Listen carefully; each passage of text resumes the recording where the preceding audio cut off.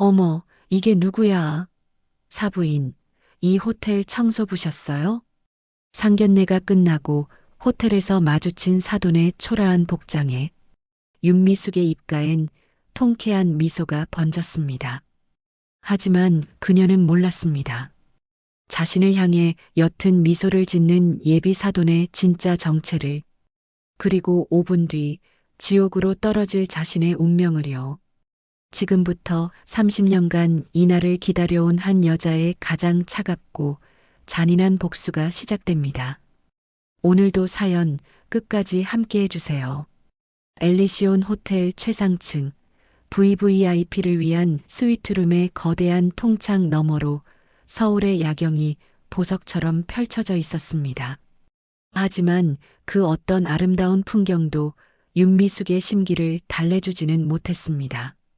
상견례가 끝난 지 1시간도 채 지나지 않은 시간, 미숙의 머릿속엔 온통 자신의 아들 예비장모의 얼굴로 가득 차 있었습니다. 아, 진짜 어디서 봤더라? 답답해 죽겠네. 미숙이 신경질적으로 핸드백을 소파 위에 집어 던지듯 내려놓고 핸드폰을 꺼내 친구에게 전화를 걸었습니다. 어머, 미숙아. 웬일이야? 상견례는 잘 끝났어? 전화기 너머로 들려오는 친구, 박 여사의 명랑한 목소리에 미숙은 참았던 숨을 한꺼번에 터뜨렸습니다. 끝내주긴 뭐가 끝내줘. 아주 기가 막히고 코가 막혀서 숨도 못 쉴 뻔했어. 아니 왜? 무슨 일 있었어? 결혼한다는 그 아가씨는 뭐 반반하게 생기고 직업도 좋은데. 문제는 그 어머니야, 어머니. 미숙이 머리가 지끈거린다는 듯 관자놀이를 꾹꾹 누르며 날카롭게 말을 이었습니다. 아니 왜 그런 거 있잖아. 그냥 딱 봐도 부티가 안 나는 사람. 내가 아무리 쏘아붙여도 네네 이러면서 혼자 고상한 척 착한 척은 다 하더라니까. 재수없어. 쏘아붙였어? 그래도 아들 상견례인데 좀 살살 좀 하지. 우리 민혁이가 뭐가 아쉬워서 저런 집안이랑 엮여야 하는지 내가 정말 속이 터져서 잠도 안 와. 미숙의 눈가에 짜증스러운 주름이 깊게 패였습니다. 그녀는 상견례 자리에서 자신을 빤히 쳐다보던 오정희의 얼굴을 떠올렸습니다. 분명히 낯이 익은데 어디서 봤는지 도무지 기억이 나질 않아 답답하기만 했습니다. 아니, 근데 정말 이상한 건 뭔지 알아? 그 여자 얼굴 어디서 본 것 같은데 도무지 기억이 안 나. 찜찜해 죽겠어. 아, 그냥 샴페인이나 한 잔 먹고 푹 자고 집에 가야겠다. 끊을게. 미숙이 단호하게 전화를 끊고 테이블 위에 내선 전화기를 들었습니다.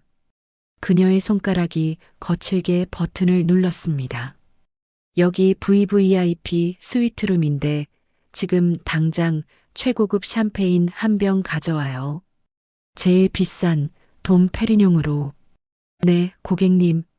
즉시 준비해서 올려드리겠습니다. 수화기 너머로 들려오는 정중한 목소리에도 미숙의 기분은 나아지지 않았습니다. 잠시 후 띵동 벨소리가 들렸습니다. 룸서비스입니다. 미숙이 소파에 비스듬히 누운 채로 퉁명스럽게 대꾸했습니다. 들어와요.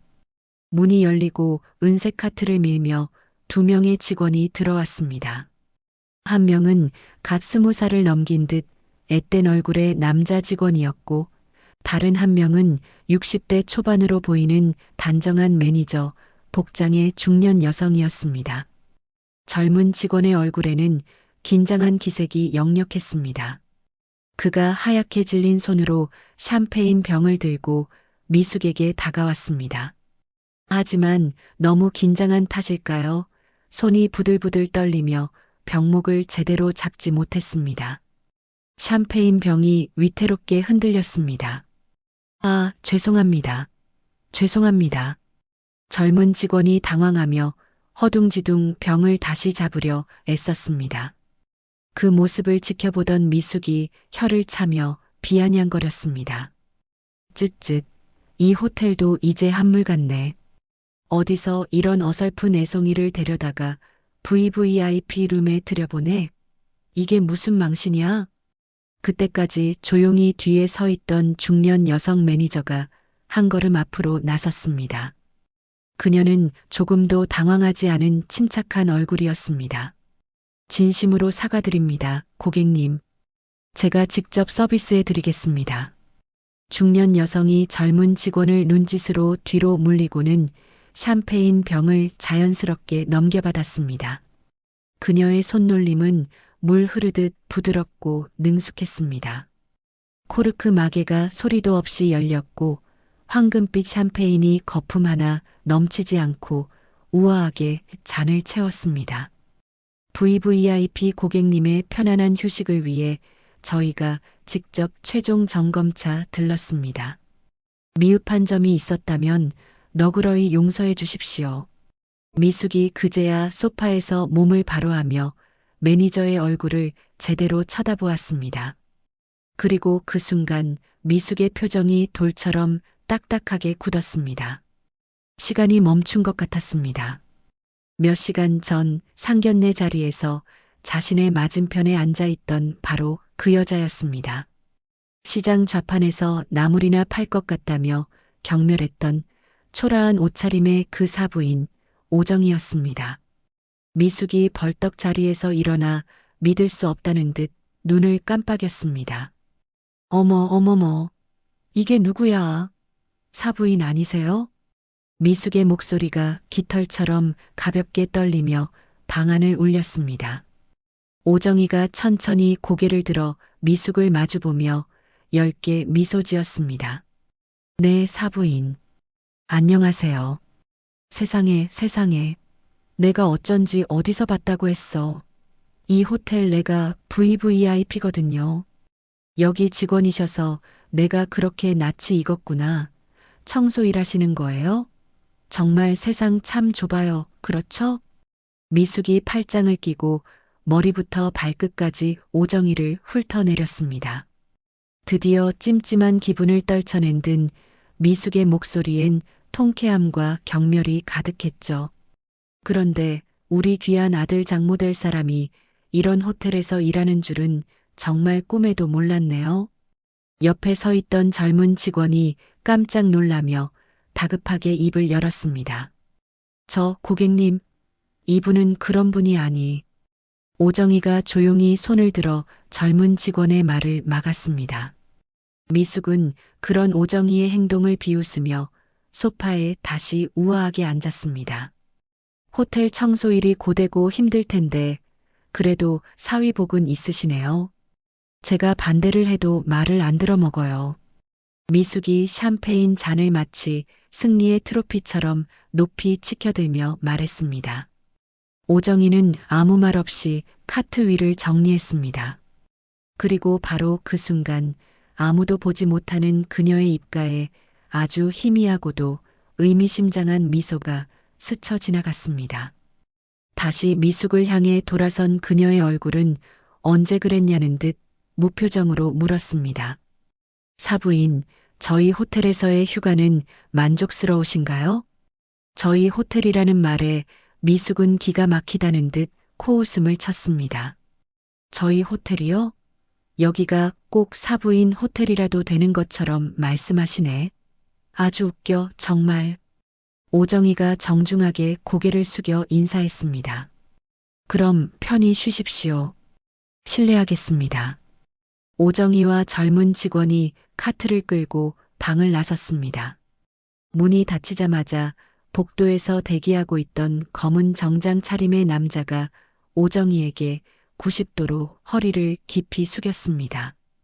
회장님, 이런 일은 다른 직원에게 시키시지 왜 직접 하셨습니까? 정희는 아무 대답 없이 묵묵히 엘리베이터 버튼을 눌렀고 닫히는 엘리베이터 문틈으로 그녀의 알 수 없는 표정이 사라졌습니다. 같은 시각 정희가 나간 스위트룸 안에는 무거운 정적이 내려앉았습니다. 미숙의 손에는 방금 전 정희가 따라준 최고급 샴페인 잔이 들려 있었습니다. 뭔가 아주 불쾌하고 찜찜한 기분이 명치 끝에 걸려 내려가지 않는 듯 답답했죠. 저희 호텔? 직원 주제에 분수도 모르는 여편네. 미숙이 혀를 차며 핸드폰을 집어들었습니다. 이 불쾌감의 근원인 아들, 민혁의 번호를 거칠게 눌렀습니다. 여보세요, 어머니? 그 목소리를 듣는 순간 미숙은 억눌렀던 분노를 더 이상 참을 수 없었습니다. 야, 장민혁, 너 지금 제정신이야? 어머니, 갑자기 무슨 소리예요? 호텔에 계신 거 아니었어요? 그게 지금 중요해? 내 장모 될 사람, 도대체 뭐 하는 여자야? 미숙이 소파에서 벌떡 일어나 방안을 서성이며 소리쳤습니다. 그녀의 목소리는 분노로 가늘게 떨리고 있었습니다. 네가 눈이 삐었어? 어떻게 여자를 골라도 저런 집안이랑 엮일 생각을 해? 내 장모, 호텔 청소부야. 청소부. 네. 어머니, 그게 무슨 말씀이세요? 내가 지금 바로 이 엘리시온 호텔에서 내 두 눈으로 똑똑히 봤어.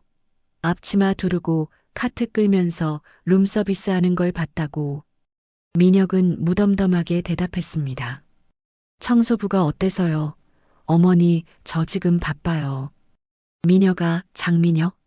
이 결혼 당장 엎어. 우리 집안 망신시키는 꼴, 나 두 눈 뜨고는 못 봐. 어머니, 제발 진정 좀 하세요.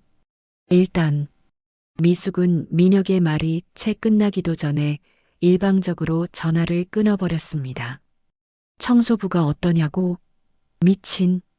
그녀가 핸드폰을 소파에 집어 던지는 순간 룸에 비치된 내선 전화기가 날카로운 소리를 내며 울리기 시작했습니다. 따르르릉. 미숙이 신경질적으로 수화기를 집어들었습니다. 네. 수화기 너머로 정중하지만 얼음장처럼 차가운 남자의 목소리가 들려왔습니다. 윤미숙 고객님, 안녕하십니까? 엘리시온 호텔 총지배인 김상윤입니다. 미숙은 총지배인이라는 말에 방금 전의 분노는 까맣게 잊고 의기양양한 목소리로 말했습니다. 아, 총지배인님, 마침 잘 됐네요. 제가 지금 VVIP 스위트룸에 묵고 있는데 방금 룸서비스 직원 교육이 아주 엉망진창이더라고요. 특히 나이 든 여자 매니저, 태도가 아주 불손하던데. 고객님, 잠시 드릴 말씀이 있습니다. 네, 말씀하세요. 이번 기회에 직원 교육 똑바로 시키셔야겠어요. 총지배인은 미숙의 말을 가볍게 무시하며 차분하지만 칼날처럼 단호한 목소리로 말을 이었습니다. 고객님께서는 방금 저희 호텔의 오너이신 오정희 회장님께 모욕적인 언사를 하셨습니다. 미숙의 얼굴이 순간 하얗게 굳었습니다. 그녀는 자신이 무슨 말을 들었는지 이해할 수 없었습니다. 네, 회장님이요? 누가 회장이라는 말이에요? 난 그런 적이 없는데? 총지배인의 목소리에는 이제 일말의 감정도 실려 있지 않았습니다. 저희 호텔은 직원에게 모욕하는 고객님은 VVIP 멤버십이 박탈됩니다. 따라서 지금 이 시간부로 고객님의 VVIP 멤버십은 해지되었음을 알려드립니다. 미숙의 손에서 힘이 빠져나가며 수화기를 떨어뜨릴 뻔했습니다. 그녀의 목소리가 염소처럼 떨려 나왔습니다. 자, 잠깐만요. 이게 무슨 소리예요? 내 VVIP 멤버십이 어떤 건데 당신들 마음대로. 또한 윤미숙 고객님께서 대표로 계신 프랜차이즈 업체와 저희 호텔 간에 맺었던 모든 케이터링 계약 또한 전부 파기되었음을 통보해 드립니다. 그 말은 미숙에게 사형 선고나 다름없었습니다. 얼굴에서 핏기가 완전히 가셨습니다. 이것 봐요. 지금 장난해요? 이게 무슨 일방적인 30분 내로 퇴실해 주시기 바랍니다. 나가실 때 불편함이 없도록 짐은 저희 직원들이 정리해서 댁으로 보내드리겠습니다. 그리고 금일 이용 금액은 전액 환불 조치 해드리겠습니다. 딸깍. 총지배인은 자신의 말만 남기고 차갑게 전화를 끊었습니다. 미숙은 뚜뚜 하는 신호음만 울리는 수화기를 든 채 그 자리에 얼어붙은 듯 서 있었습니다. 회장이라니 누가? 방금 전 총지배인이 내뱉은 단어가 망치처럼 머릿속을 계속해서 내리쳤습니다. 불과 5분 전 자신이 청소부라며 온갖 경멸과 조롱을 퍼부었던 그 여자, 오정희의 얼굴이 떠올랐습니다. 언제나 그림자처럼 조용했지만 그 속을 알 수 없었던 차분한 표정과 저희 호텔이라고 말하던 당당한 목소리가 이제야 퍼즐 조각처럼 맞춰졌습니다. 미숙의 입술이 파랗게 질리기 시작했고 손에 들고 있던 샴페인 잔이 덜덜 떨리다 못해 요란한 소리를 내며 바닥으로 떨어져 산산조각 났습니다. 이럴 수가 없어. 미숙이 알아들을 수 없는 말을 중얼거리며 소파 위로 힘없이 주저앉았습니다. 온몸에 피가 빠져나가는 듯 갑자기 숨이 막혀왔습니다. 칠흑 같은 어둠이 내려앉은 저녁 8시였습니다. 윤미숙은 허망한 얼굴로 호텔에서 쫓겨나 집으로 돌아왔죠. 현관 비밀번호를 누르는 손가락이 부들부들 떨렸습니다. 문이 열리고 안으로 들어서자마자 거실 소파에 초조하게 앉아있던 아들 민혁이 벌떡 일어섰습니다. 어머니, 괜찮으세요?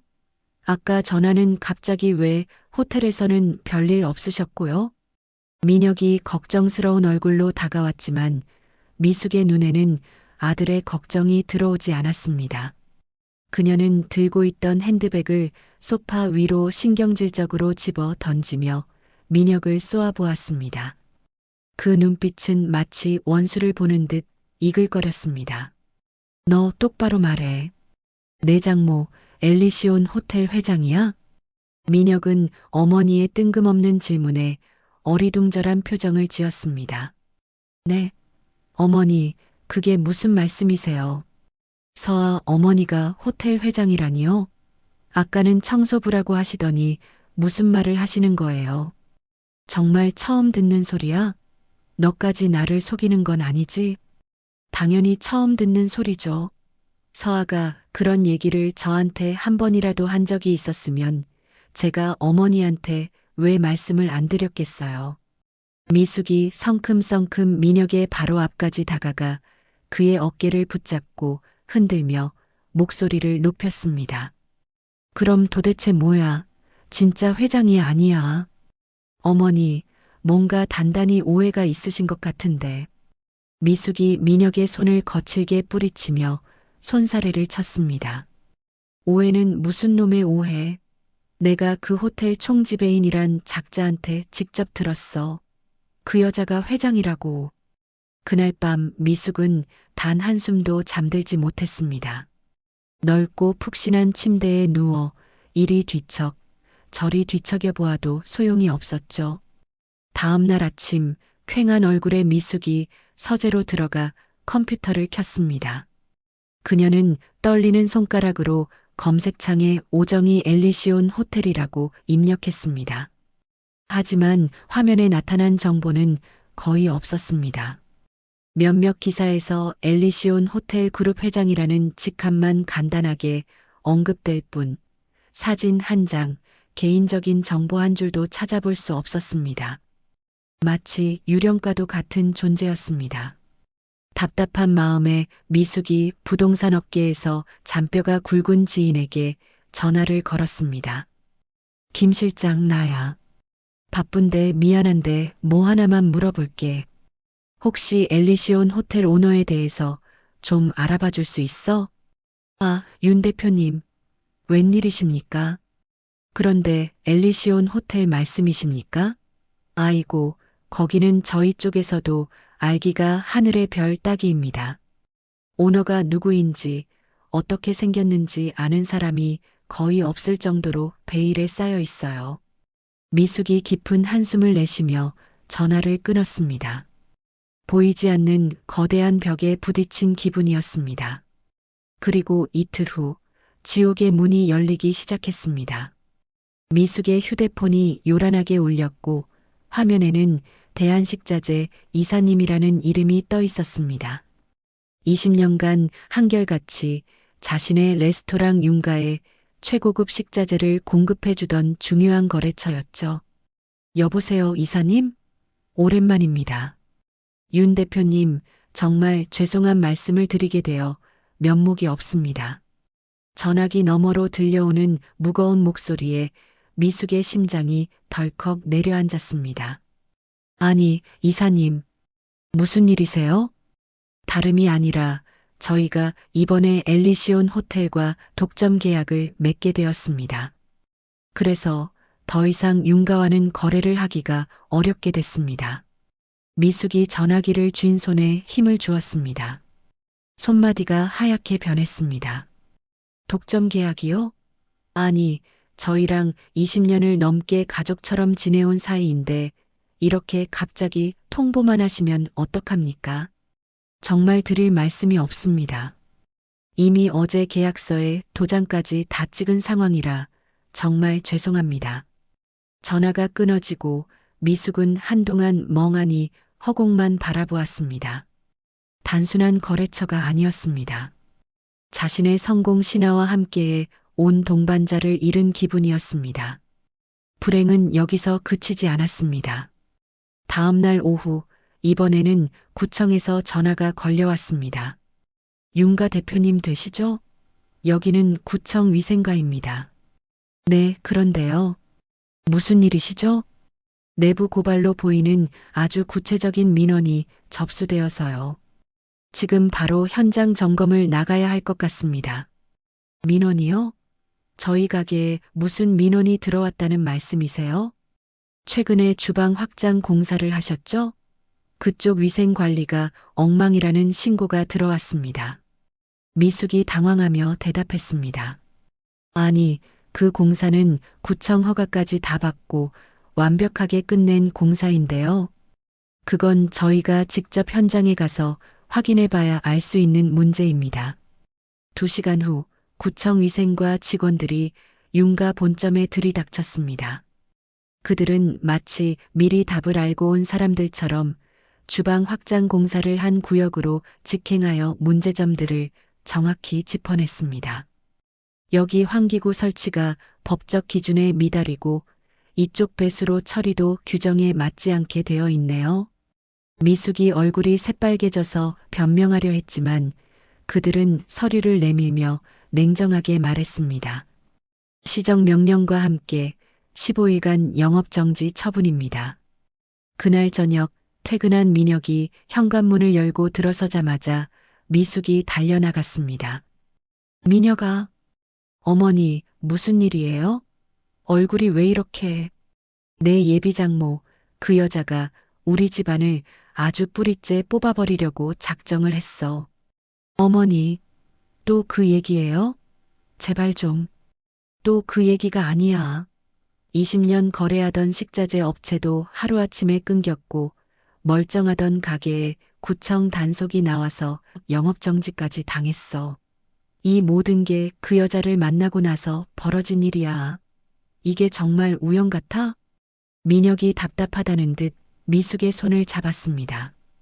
어머니, 너무 예민하게 생각하시는 거 아니에요?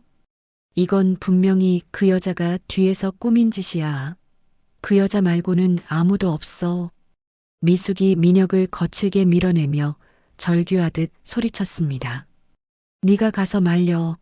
내 여자 어머니잖아.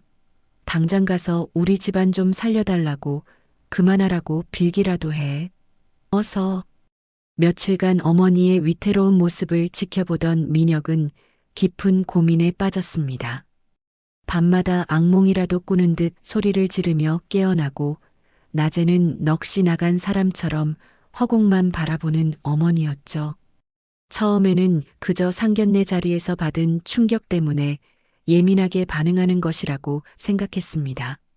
하지만 20년 지기 거래처가 하루아침에 등을 돌리고 멀쩡하던 가게가 영업정지 처분을 받는 것을 눈앞에서 보니 이건 단순한 우연이 아니라는 불길한 확신이 들었습니다. 단순한 우연이라고 하기엔 너무나 기가 막힌 타이밍이야. 마치 누군가 보이지 않는 곳에서 정교하게 줄을 당기고 있는 것 같아. 민혁의 두 손이 핸들을 단단히 움켜쥐었습니다. 그는 더 이상 어머니의 절규를 외면할 수 없었습니다. 진실이 무엇이든 직접 부딪혀서 확인해야 했죠. 차가운 결심을 한 민혁이 엘리시온 호텔을 향해 차를 몰았습니다. 호텔 로비는 화려하고 평온했고 직원들은 바쁘게 움직이고 있었죠. 민혁이 프런트 데스크로 다가가 정중하게 말했습니다. 안녕하세요. 오정희 회장님을 뵙고 싶어서 왔습니다. 직원이 상냥한 미소와 함께 기계적으로 대답했습니다. 실례지만 성함과 방문 목적을 말씀해 주시겠습니까? 강민혁이라고 합니다. 아주 사적인 일로 뵙고 싶습니다. 직원의 연락을 받고 잠시 후 오정희가 로비 라운지로 모습을 드러냈습니다. 상견례 때의 초라한 모습이나 스위트룸에서의 직원 복장이 아닌 군더더기 없이 깔끔한 정장 차림이었습니다. 그녀의 모습에서는 범접할 수 없는 기품과 카리스마가 느껴졌습니다. 민혁은 어머니 말이 사실이었다는 것에 놀랐지만 그녀에게 깍듯하게 고개를 숙여 인사했습니다. 안녕하십니까? 갑작스럽게 찾아뵈어 정말 죄송합니다. 오정희는 조금도 놀란 기색 없이 차분한 목소리로 물었습니다. 민혁군, 무슨 일로 왔어요? 저희 어머니 때문에 왔습니다. 혹시 잠시 이야기 좀 나누실 시간 되실까요? 혹시? 민혁이 차마 말을 잇지 못하고 망설였습니다. 오정희는 그런 민혁을 잠시 말없이 바라보더니 대답 대신 가방에서 작은 메모지와 펜을 꺼냈습니다. 그리고는 망설임 없이 주소 하나를 적어 민혁에게 건넸습니다. 이 주소로 가보세요. 거기에 내일 슈퍼라는 곳이 있을 겁니다. 슈퍼 주인에게 민혁군 어머니에 대해 아는 것이 있는지 물어보세요. 민혁이 영문을 모르겠다는 표정으로 종이를 받아들었습니다. 이게 무슨 말씀이신지. 오정희가 민혁의 시선을 피하며 창밖을 바라보며 말했습니다. 제가 설명하는 것보다 직접 듣는 편이 훨씬 나을 겁니다. 더 이상 질문을 허락하지 않겠다는 듯 단호한 태도였습니다. 민혁은 차를 몰아 오정희가 알려준 낯선 주소로 향했습니다. 화려한 도심을 벗어나자 시간이 멈춘 듯 낡고 오래된 주택가 골목이 나타났습니다. 그리고 그 골목 가장 안쪽에 페인트가 벗겨진 네일 슈퍼라는 작은 간판이 보였어요. 민혁이 조심스럽게 슈퍼의 삐걱거리는 문을 열고 안으로 들어섰습니다. 가게 안은 세월의 흔적이 묻어나는 물건들로 가득했고 60대 후반으로 보이는 주인 아저씨가 낡은 계산대에 앉아 텔레비전을 보고 있었습니다. 어서 와요.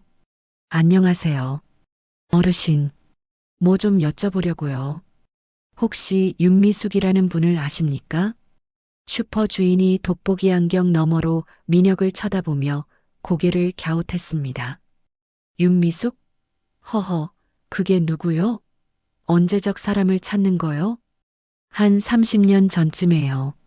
아마 이 동네에 살았던 것 같습니다. 30년 전이라는 말에 슈퍼 주인이 잠시 생각에 잠기는 듯 턱을 쓰다듬었습니다. 아, 윤미숙, 그 야망이 하늘을 찌르던 그 아가씨, 기억나고 말고. 민혁의 눈이 반짝 빛났습니다. 혹시 그분에 대해 아시는 걸 자세히 말씀해 주실 수 있을까요? 근데 뉘시오? 아, 저는 윤미숙 씨 아들입니다. 아들이라. 내가 그럼 이런 이야기를 해도 될지 모르겠는데. 슈퍼 주인이 망설이자 민혁은 더더욱 자신의 어머니에 대해 궁금해졌습니다.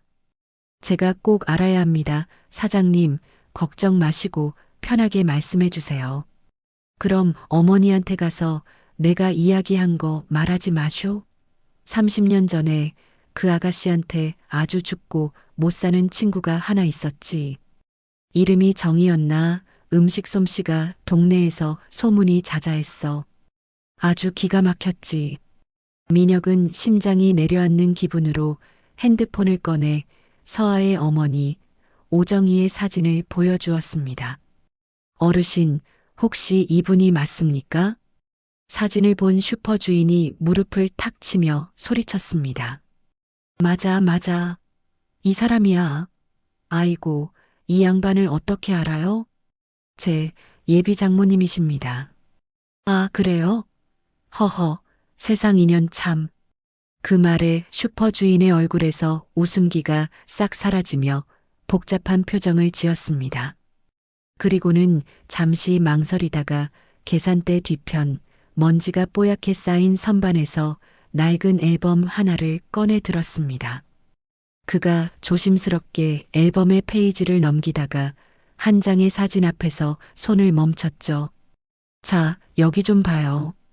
사진 속에는 정인의 밥상이라는 소박한 간판이 걸린 허름한 식당 앞에서 젊은 시절의 어머니와 오정이가 세상을 다 가진 듯 환하게 웃고 있었습니다. 두 사람은 서로의 어깨에 다정하게 팔을 두르고 있었죠. 둘이서 저 작은 식당을 같이 했었지.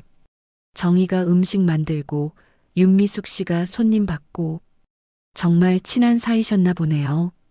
민혁의 말에 슈퍼 주인이 고개를 저으며 깊은 한숨을 내쉬었습니다. 처음엔 그랬지.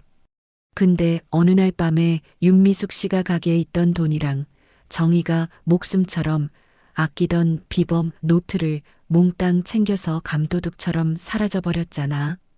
민혁의 얼굴이 돌처럼 굳었습니다. 야반도주요? 그 충격에 몸도 약했던 정희 남편이 그만 쯧쯧 말도 마요. 민혁의 목소리가 심하게 떨려 나왔습니다. 남편분이 어떻게 되셨다는 말씀이세요? 알아눕더니 며칠 못 가고 그냥 가버렸지. 그 스트레스가 얼마나 지독했으면. 민혁은 마치 머리 위로 벼락이 떨어진 것처럼 그 자리에 얼어붙었습니다. 손에 들고 있던 사진 속 어머니의 환한 미소가 갑자기 소름 끼치도록 낯설게 느껴졌습니다. 민혁이 들고 있던 사진 속 환하게 웃고 있는 두 여인의 시간은 그렇게 30년 전에 어느 날로 거슬러 올라갔습니다. 시간이 멈춘 듯 낡고 허름한 서울의 한 변두리 골목이었습니다. 그 골목 어귀 희미한 가로등 불빛 아래 정인의 밥상이라고 쓰인 작은 나무 간판이 정겹게 걸려 있었습니다. 식당 안 30대 초반의 앳된 얼굴을 한 오정이가 커다란 무쇠솥에서 피어오르는 하얀 김을 바라보고 있었어요. 그녀는 나무 국자로 뚝배기 안에 국물을 조심스럽게 떠서 호호 불어 맛을 보았습니다.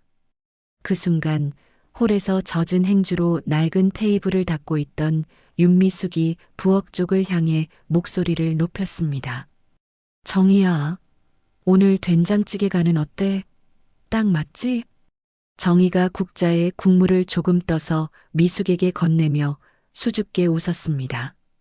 응, 완벽해. 너도 한번 맛 좀 봐. 미숙이 정희가 건넨 국물을 후루룩 맛보더니 과장되게 눈을 동그랗게 뜨며 엄지손가락을 치켜 세웠습니다. 캬, 바로 이 맛이야. 역시 내 음식 솜씨는 정말 나라에서 상 줘야 한다니까. 아휴 또 그 소리 한다. 그냥 우리 어머니한테 어깨너머로 배운 대로 하는 것뿐인걸. 미숙이 닦던 행주를 내려놓고 부엌으로 들어와 정희의 옆에 서서 팔짱을 꼈습니다. 그녀의 눈은 야망으로 반짝이고 있었습니다. 정희야, 우리 솔직히 언제까지 이 좁은 골목에서 장사해야 해? 왜? 나는 지금도 좋은데. 우리 음식 맛있다고 찾아주는 단골 손님들도 있고. 미숙이 답답하다는 듯 고개를 세차게 저었습니다. 아니야, 아니야. 내 실력이면 이런 데서 썩을 게 아니라고. 당장 강남 한복판에 으리으리한 식당을 차려도 손님들이 줄을 설 텐데. 정희의 얼굴에 걱정스러운 기색이 스쳤습니다. 강남은 무슨, 그런 데는 가게 얻는 데만 해도 돈이 얼마나 많이 드는데. 우리한테 그런 큰 돈이 어디 있어. 그러니까 우리가 지금부터 계획을 잘 세워야지.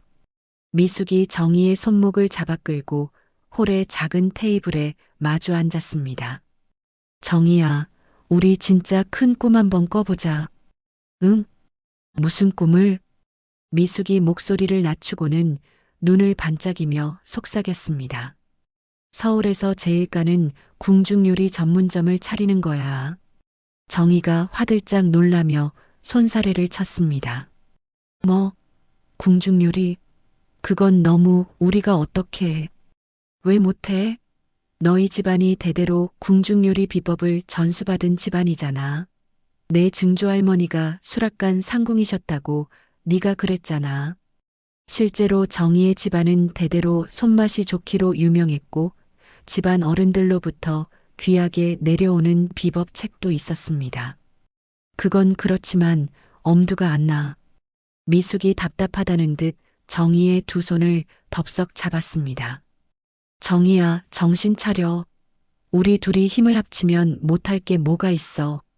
나는 손님 끄는 장사 수완이 있고 너는 세상이 다 알아주는 요리 실력이 있잖아. 이건 하늘이 내려준 기회라고.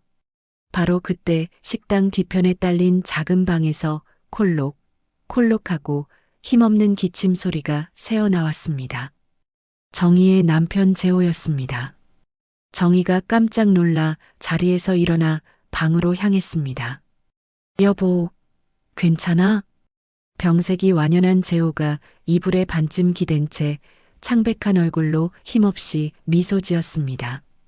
응, 괜찮아. 그냥 목이 좀 칼칼해서 그랬어. 정희가 익숙하게 재호의 이마에 손을 대체온을 확인했습니다. 어머, 열이 또 오르네. 약은 챙겨 먹었어? 아직 미안해, 정희야. 내가 힘이 되어주지는 못하고 이렇게 누워만 있어서.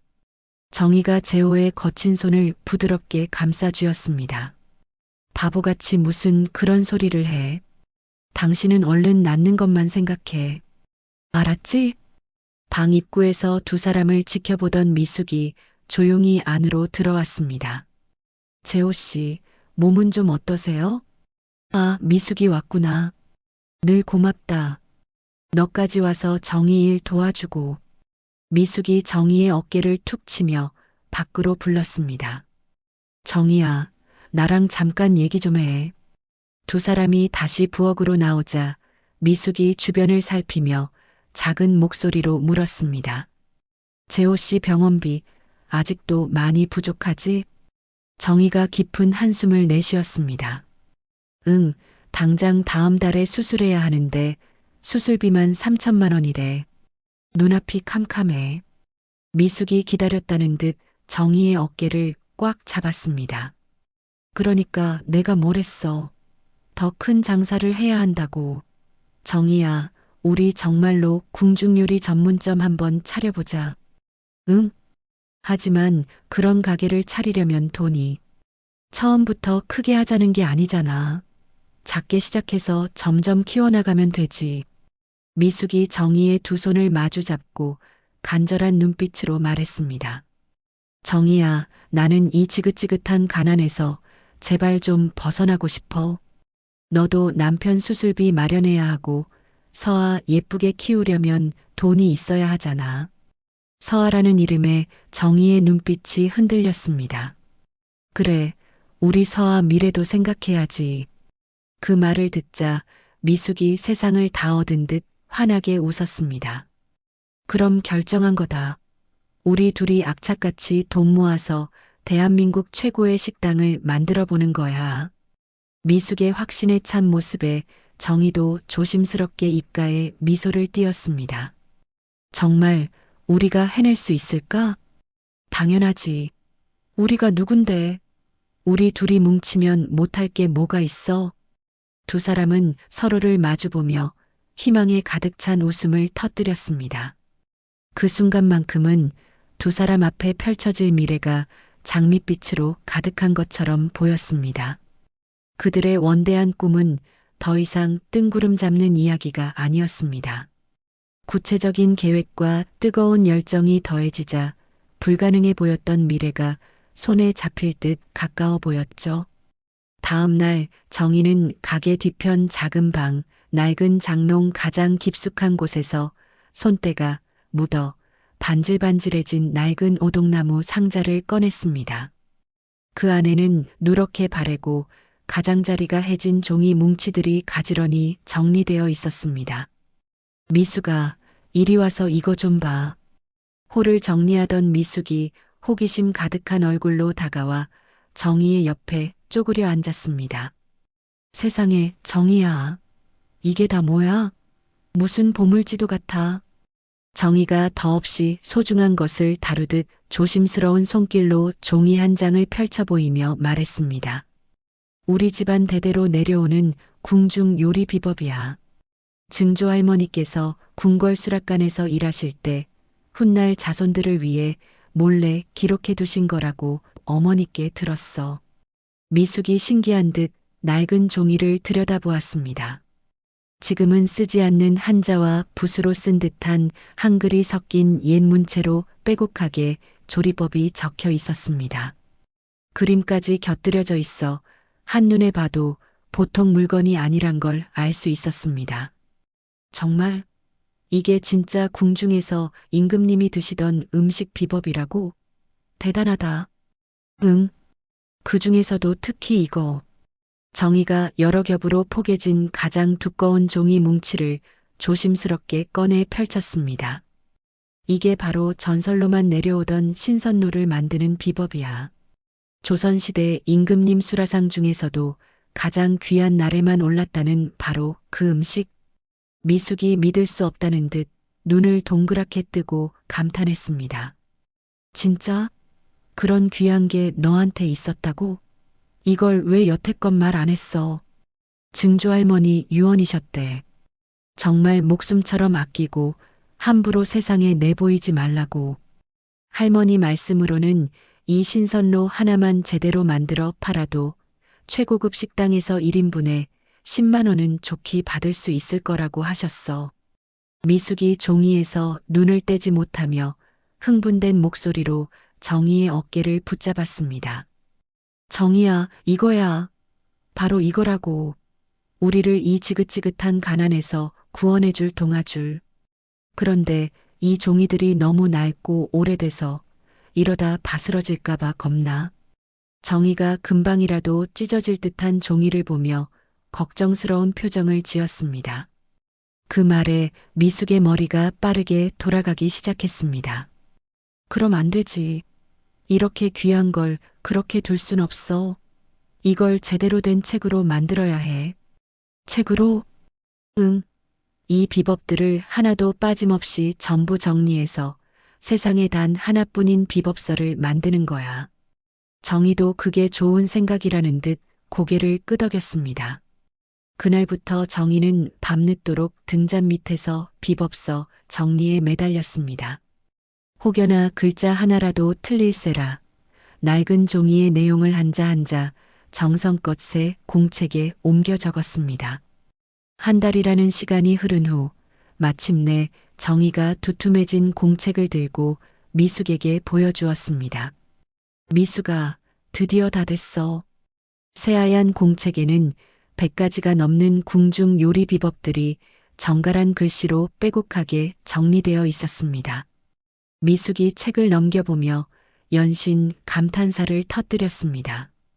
와, 정희야, 이건 정말 대박이다, 대박. 이런 비법서는 돈이 있어도 어디 가서 못 구해. 이건 우리 인생을 바꿔줄 거야. 바로 그때 정희의 주머니에 있던 낡은 핸드폰이 요란한 벨소리를 내며 울렸습니다. 병원에서 걸려온 전화였습니다. 네, 여보세요? 오정희 보호자님 되시죠? 남편분 수술 날짜가 잡혔습니다. 정희의 얼굴이 순간 환하게 밝아졌습니다. 네, 정말요? 언제로 잡혔나요? 다음 주 화요일입니다. 그런데 아시겠지만 수술하시려면 약속된 수술비 3천만 원을 먼저 준비해 주셔야 합니다. 전화를 끄는 정희의 얼굴이 금세 어두워졌습니다. 미숙이 그런 정희의 손을 덥석 잡았습니다. 왜 그래? 수술 날짜 잡혔다며. 좋은 소식이잖아. 응, 그런데 당장 다음 주까지 돈을 마련해야 해서. 미숙이 기다렸다는 듯 정희가 만든 비법서를 손가락으로 가리켰습니다. 그녀의 눈빛이 탐욕으로 번뜩였습니다. 정희야, 걱정 마. 우리에겐 이게 있잖아. 이 비법서만 있으면 큰 돈을 투자받을 수 있어. 투자를? 누가 우리 같은 사람한테? 쉿.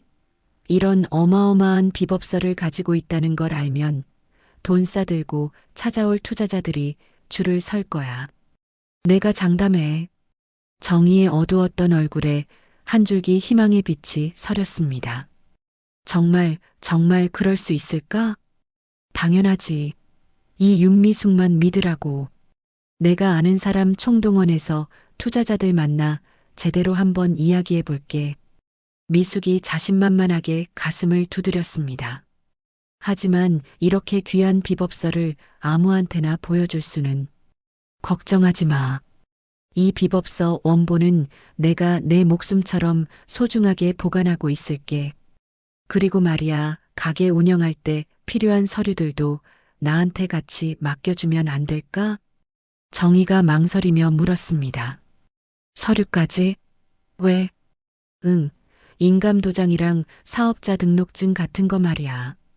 투자자라는 사람들이 어떤 사람들이야. 이런 서류까지 확실하게 보여줘야 우리를 믿고 큰 돈을 맡기지 않겠어? 미숙이 정희의 두 손을 진심을 다하는 것처럼 꽉 잡았습니다. 정희야, 나 못 믿어? 우리가 어떤 사이인데. 피를 나눈 자매보다 더 끈끈한 친구 아니었어? 그 말에 정희의 마지막 경계심이 스르르 녹아내렸습니다. 그래, 미숙아. 세상 사람 다 못 믿어도 나는 너를 믿어. 정희는 조금의 망설임도 없이 비법서, 원본과 가게 서류 봉투, 그리고 자신의 이름이 새겨진 인감도장을 미숙에게 건넸습니다. 미숙이 그것들을 소중하게 품에 안으며 활짝 웃었습니다. 고마워, 정희야. 내가 꼭 좋은 소식 들고 돌아올게. 정희도 마주보며 환하게 웃었습니다. 이제 우리 재호 씨 수술도 무사히 받을 수 있고 꿈에 그리던 큰 식당도 차릴 수 있겠지? 당연하지. 우리 꿈이 드디어 이루어지는 거야, 친구야. 두 사람의 얼굴에 다시 한번 환한 웃음꽃이 피었습니다. 정희의 전부를 손에 쥔 미숙은 더 이상 변두리 골목의 작은 식당 주인이 아니었습니다. 그녀의 마음속에서는 이미 강남 한복판, 가장 화려한 건물의 주인이 되어 있었죠. 며칠 후 미숙은 생전 처음 입어보는 최고급 정장을 차려입고 강남의 한 고급 카페에 앉아 있었습니다. 그녀의 맞은편에는 말끔한 양복 차림의 중년 남자가 앉아 있었습니다. 테이블 위에는 정희가 피땀 흘려 완성한 궁중 요리 비법서가 보란 듯이 놓여 있었습니다. 이게 바로 윤 대표님 집안 대대로 내려온다는 그 귀한 궁중 요리 비법서로군요. 남자가 두꺼운 안경 너머로 비법서를 훑어보며 지대한 관심을 보였습니다. 미숙은 조금도 떨지 않고 오히려 당당하게 허리를 펴고 대답했습니다. 그녀는 이미 완벽한 거짓말쟁이가 되어 있었습니다. 네, 맞습니다. 제가 밤낮으로 공들여 직접 정리한 저희 집안의 보물입니다. 이야, 정말 대단하십니다.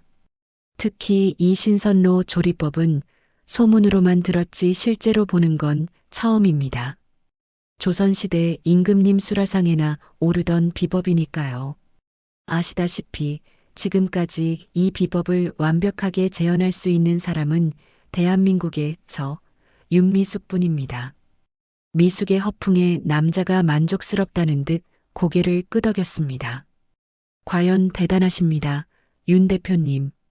그래서 투자 규모는 어느 정도로 생각하고 계십니까? 드디어 기다리던 말이 나왔습니다. 미숙의 눈이 탐욕으로 번쩍였습니다. 5억 원 정도 생각하고 있습니다. 그 정도면 강남에서도 손꼽히는 최고급 궁중요리 전문점을 열 수 있을 겁니다. 5억이라 결코 작은 금액은 아니군요. 남자가 잠시 턱을 쓰다듬으며 생각에 잠기는 듯 했습니다. 미숙의 심장이 조여오는 것 같았죠. 하지만 이 비법서가 가진 가치를 생각하면 충분히 투자할 만한 가치가 있다고 판단됩니다. 미숙의 얼굴에 화색이 돌았습니다. 그럼 투자를 해주시겠다는 말씀이십니까? 네, 좋습니다. 다만 저희 쪽에도 조건이 하나 있습니다. 남자가 갑자기 진지한 표정으로 서류 가방에서 계약서 한 뭉치를 꺼냈습니다. 현재 윤 대표님께서 운영하고 계신 정인의 밥상의 소유권을 완전히 저희 투자사 앞으로 넘겨주셔야 합니다. 미숙은 예상치 못한 말에 당황했습니다. 네, 가게 소유권을요? 그건 좀 어디까지나 투자 위험을 줄이기 위한 최소한의 안전장치입니다. 기존에 운영하시던 가게를 담보로 잡고 그 가치를 믿고 새로운 사업에 거액을 투자하는 개념으로 보시면 됩니다. 남자가 미숙의 앞으로 양도 계약서를 쓱 밀었습니다. 이 계약서에 도장만 찍어주시면 내일 오전에 바로 약속한 5억 원을 대표님 통장으로 입금해 드리겠습니다. 미숙이 떨리는 손으로 계약서를 들여다보았습니다. 정인의 밥상 부동산 및 모든 권리 일체 양도 계약서라는 문구가 독처럼 선명하게 눈에 들어왔습니다. 미숙의 머릿속에서 천사와 악마가 치열하게 싸우기 시작했습니다. 정희 얼굴을 어떻게 봐. 이건 아니야. 하지만 동시에 5억 원. 이 돈만 있으면 이 지긋지긋한 가난을 끝낼 수 있어. 라는 악마의 속삭임이 더 크게 들렸습니다. 어떻게 하시겠습니까? 윤 대표님? 시간은 무한하지 않습니다. 남자의 재촉에 미숙은 결국 이성을 잃고 말았습니다. 그녀는 핸드백에서 정희가 믿고 맡긴 인감 도장을 꺼내 들었습니다. 아주 잠시 망설이는 듯 했지만 이내 쿵 소리가 나도록 계약서 위임란에 정희의 도장을 찍어버렸습니다. 우정이라는 이름에 칼을 꽂는 순간이었습니다. 아주 현명한 선택을 하셨습니다. 남자가 만족스러운 미소를 지으며 계약서를 챙겼습니다.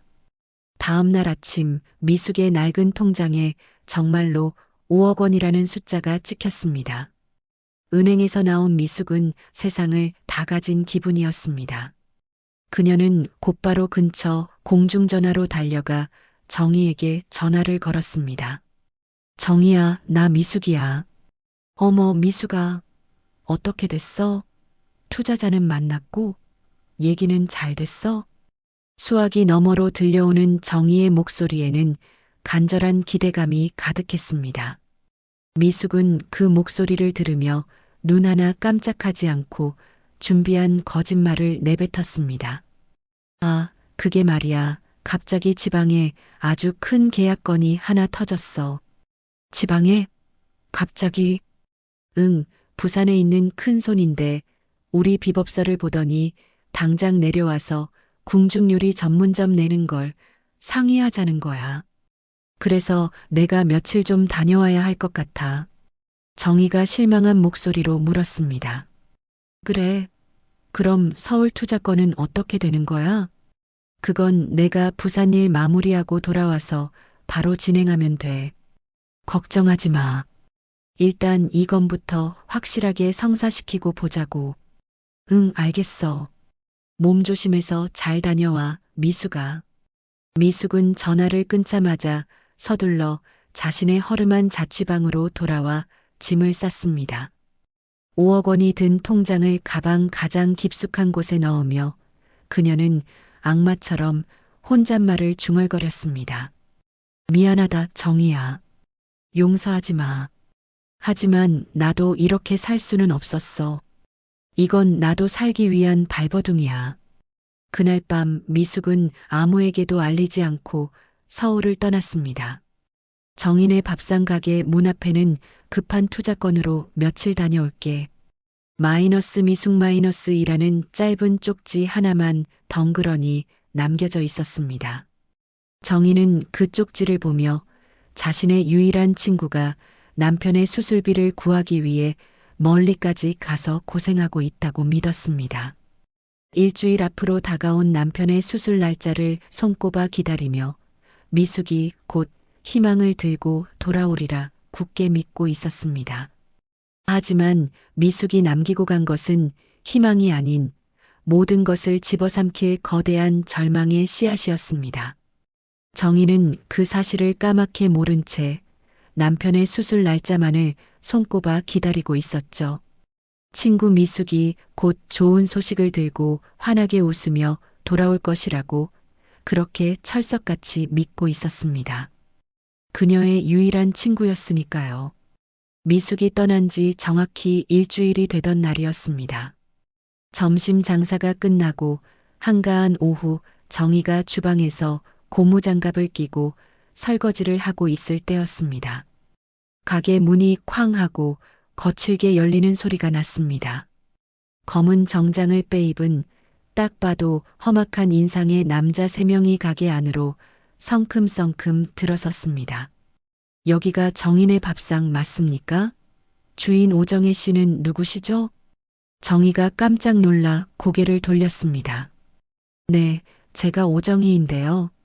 누구세요? 가운데에 서 있던 남자가 서류 한 장을 꺼내 테이블 위로 탁 소리가 나게 던졌습니다. 이제부터 이 가게는 저희 소유입니다. 여기 가게 양도 계약서에 떡하니 사인이 되어 있네요. 정희는 무슨 소리인지 몰라 어리둥절한 얼굴로 서류를 집어들었습니다. 네, 이게 무슨 말씀이세요? 저는 이런 계약서에 도장을 찍어준 적이 없는데요. 자, 눈 똑똑히 뜨고 보세요. 여기 찍힌 인감 도장, 오정혜 씨 도장 맞죠? 서류를 자세히 들여다본 정희의 눈이 커졌습니다. 분명히 미숙에게 맡겼던 자신의 인감이 선명하게 찍혀 있었습니다. 이상하다. 내가 언제 이런 걸? 그 순간 정희의 머릿속에 번개처럼 한 사람의 얼굴이 스쳐 지나갔습니다. 투자자를 만나겠다며 인감 도장과 가게 서류를 모두 가져갔던 친구 미숙이었습니다. 미숙이가 설마 미숙이가. 정희가 충격에 빠져 중얼거리는 동안 남자들은 기다렸다는 듯 가게 안의 집기들을 거칠게 정리하기 시작했습니다. 죄송하지만 오늘 안으로 가게 비워주셔야겠습니다. 정희가 울먹이며 남자들 앞을 막아섰습니다. 잠깐만요. 제발 이러지 마세요. 이건 분명히 뭔가 오해가 있는 거예요. 제 친구가 곧 돌아온단 말이에요.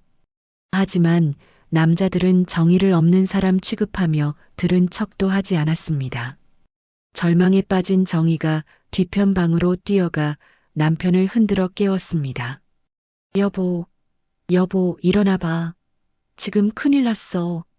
재호가 힘겹게 기침을 하며 부스스 눈을 떴습니다. 왜 그래, 정희야, 무슨 일이야? 우리 가게를 웬 남자들이 와서 뺏어갔어. 미숙이가 우리를 배신했나 봐. 정희가 울음을 터뜨리며 자초지종을 설명했습니다. 그 이야기를 듣는 재호의 얼굴이 하얗게 질려갔습니다. 미숙이가? 그럴 리가 없어.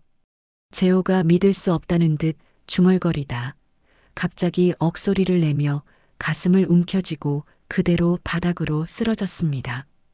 여보, 정신 좀 차려봐. 여보. 정희의 비명과 함께 구급차가 도착했고 재호는 병원 응급실로 실려갔습니다. 몇 시간 후 수술실 앞을 지키고 있던 정희에게 의사가 다가와 고개를 저었습니다. 환자분께서 급성 심근경색으로 병원에 오셨는데 손을 쓰기에는 너무 늦었습니다. 마음의 준비를 하셔야겠습니다. 그 말을 듣는 순간 정희는 무릎이 꺾이며 그 자리에 주저앉고 말았습니다. 아니에요. 거짓말이죠? 우리 남편이 그럴 리가 없어요. 아니라고 해주세요. 선생님. 하지만 재호는 다시 눈을 뜨지 못하고 그렇게 허망하게 세상을 떠나고 말았습니다. 며칠 뒤 텅 빈 장례식장에서 정희는 5살 배기 딸 서아를 품에 꼭 끌어안고 있었습니다.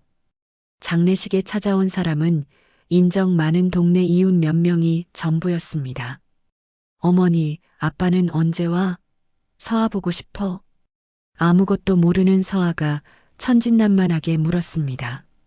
정희는 터져나오는 울음을 삼키며 딸아이를 더 꽉 안았습니다. 우리 아빠는 아주 먼 하늘나라로 여행 가셨어. 정희는 한순간에 모든 것을 잃었습니다. 피땀 흘려 일군 가게도, 목숨보다 사랑했던 남편도, 간절히 바랐던 미래에 대한 희망도 모두 잿더미가 되었습니다. 하지만 그녀는 무너질 수 없었습니다.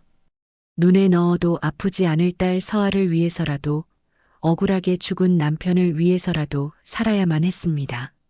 남편의 목숨값으로 나온 생명보험금 500만 원. 정희는 그 돈으로 지하에 작은 단칸방을 얻고 닥치는 대로 일자리를 찾아 나섰습니다.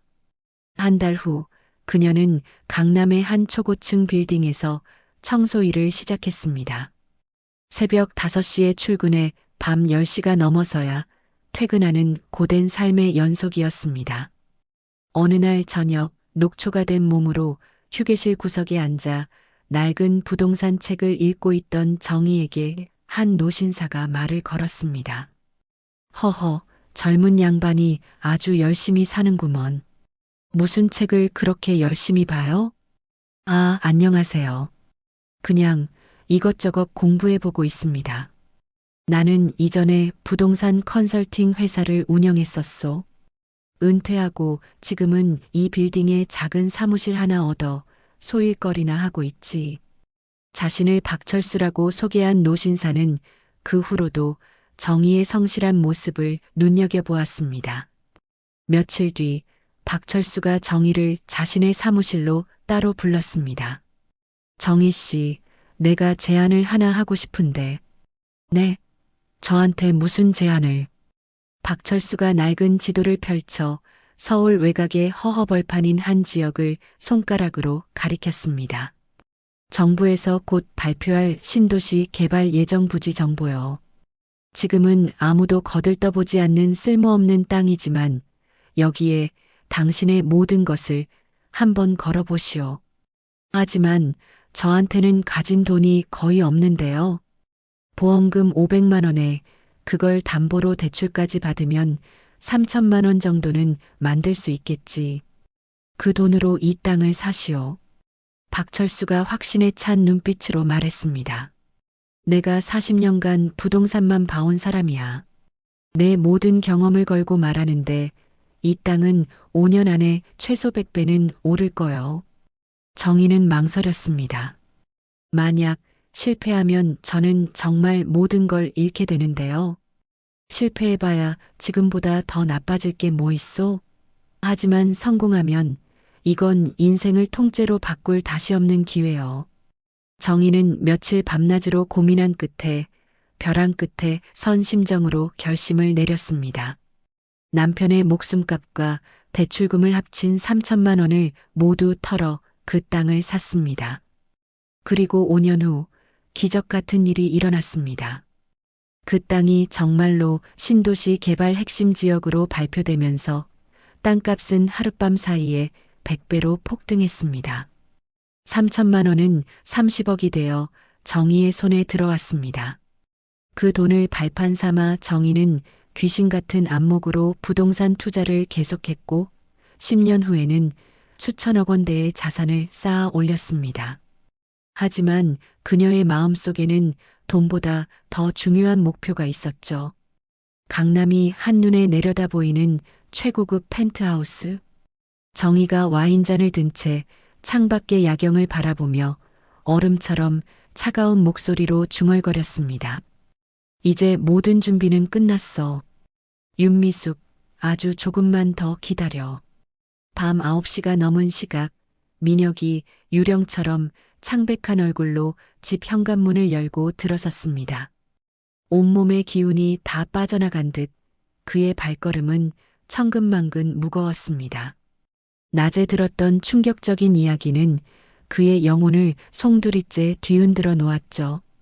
거실 소파에 앉아 느긋하게 텔레비전을 보고 있던 미숙이 아들을 보고 자리에서 일어났습니다.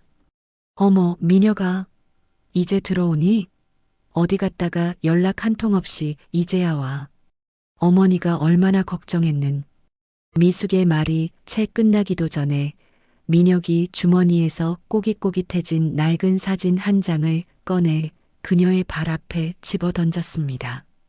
바닥으로 떨어진 사진 속에는 정인의 밥상이라는 간판 앞에서 세상 가장 행복한 얼굴로 웃고 있는 젊은 시절의 미숙과 오정희의 모습이 담겨 있었습니다. 이게 다 무슨 말이에요? 이게 다 뭐냐고요? 민혁의 목소리는 분노와 슬픔으로 뒤섞여 심하게 떨리고 있었습니다. 바닥에 떨어진 사진을 보는 순간 미숙의 얼굴이 돌처럼 딱딱하게 굳었습니다. 너 이거 어디서 났어? 정인의 밥상이 뭐고 야반도주가 도대체 무슨 말이냐고요? 민혁이 두 주먹을 불끈 쥐고 어머니를 노려보았습니다. 그 눈빛은 평소에 다정한 아들의 것이 아니었습니다. 미숙이 당황하며 허둥지둥 사진을 주워들었습니다. 민혁아, 그게 아니고 이건 오해야. 어머니가 서아 어머니의 전 재산을 훔쳐서 밤도둑처럼 도망쳤다는 게 그게 정말 사실이냐고요. 미숙이 질린 얼굴로 고개를 세차게 저었습니다. 서아 어머니? 그 사람이랑 정의 밥상이랑 무슨 상관이야? 자신의 입에서 정의 밥상이라는 단어가 나오는 순간 미숙의 얼굴이 창백하게 흐려졌습니다. 정의, 밥상, 오정혜? 그 오정희가 엘리시온 호텔 회장 오정희라는 거야? 미숙이 혼잣말로 중얼거릴 때 민혁이 소리쳤습니다. 그럼 뭐예요? 그럼 내일 슈퍼 주인 아저씨가 저한테 거짓말이라도 했다는 거예요? 민혁의 입에서 내일 슈퍼라는 구체적인 이름이 나오자 미숙의 얼굴에서 핏기가 싹 가셨습니다. 박상우 아저씨가 그분이 제게 전부 다 말씀해 주셨어요. 어머니가 가게의 돈이랑 그 집안의 목숨과도 같은 비법서까지 몽땅 챙겨서 야반도주했다고. 미숙은 더 이상 변명할 말을 찾지 못하고 소파 위로 힘없이 주저앉았습니다. 민혁아, 어머니 말 좀 들어봐. 그때는 정말 어쩔 수가 없었어.